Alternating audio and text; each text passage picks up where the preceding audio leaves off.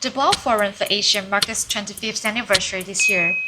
To understand how this global image has evolved, I looked at how international media have described Boao in the news on the web corpus.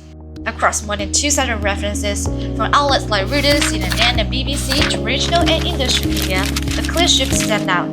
The narrative has moved from simple event-based reporting to a platform increasingly connected to global governance conversations. Before 2015, Boao was often introduced through a familiar comparison: Asia's Davos. Media such as the Wall Street Journal, The Guardian, and New York Magazine often called it a gathering similar to Davos. At this stage, it was primarily seen as a gathering of political and business elites, understood through a Western reference point. Around 2015, that framing began to change. Coverage started to focus more on Asia itself. Terms like cooperation, connectivity, and regional integration became more prominent. Asian outlets wrote lines such as "Asia's time has come," and "No country can ignore Asia," while Belt and Road-related media focused more on practical outcomes.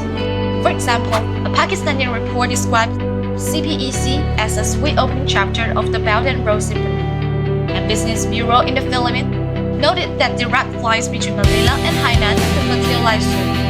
This was when Boao began to carry a broader question: how Asia presents itself to the world.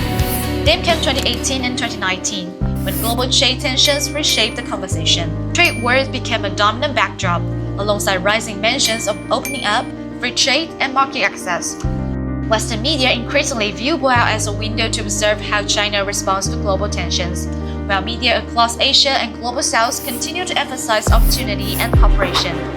Outlets like ABS-CBN and Philippine Star emphasized phrases such as "the forum offers opportunities and cooperation among economies."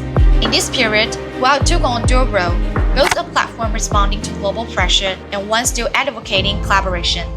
At the same time, its scope was expanding. The participation of the UN Secretary-General in 2018 coincided with growing references to UN shared goals, UN 2030, as well as broader themes of global goals and multilateral cooperation.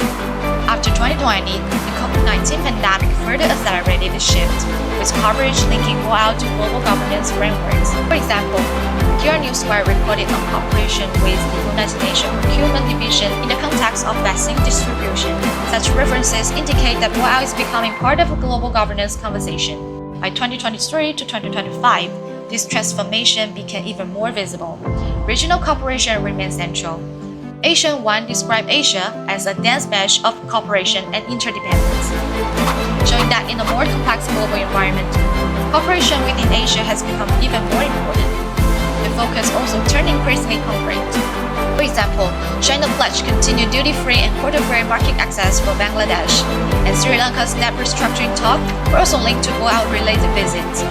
At a corporate level, CEPIC highlighted synergy that drives sustainable growth, treating Boao as a platform for cross-sector collaboration, while Chinese tech company Vivo used the forum to showcase mixed reality and robotic plans, bringing in future technology narratives. And now, in 2026, the global landscape is evolving faster than ever. Under these new dynamics, new opportunities are emerging, along with new forms of cooperation that are shaping a shared future. Here in Hainan, the permanent home of the Boao Forum, changing is happening on the ground as well. With the Future Report advancing, Boao is no longer just a venue for annual meetings, but a real-world example of openness in practice. Taken together, Boao today is more than a regional forum. It has become a point of connection, linking China with the world, Asia with global systems, and diverse development paths within the increasingly complex international order.